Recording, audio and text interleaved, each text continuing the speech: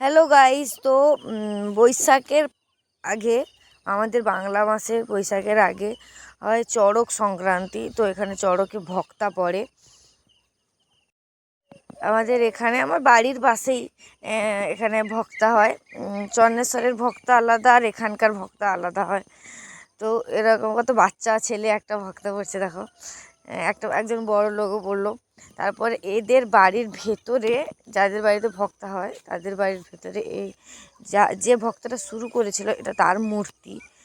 তারপরে ভেতরে অনেক ঠাকুর আছে, তো শিব ঠাকুর, রাধাকৃষ্ণ, অনেক কিছুই আছে। একটা শীতলা চণ্ডী। তারপরে আমরা এখানে দেখো, আমরা দুজনে প্রথমে এসেছিলাম, তারপরে সবাই এসছে, কতজন বসছে এখানে।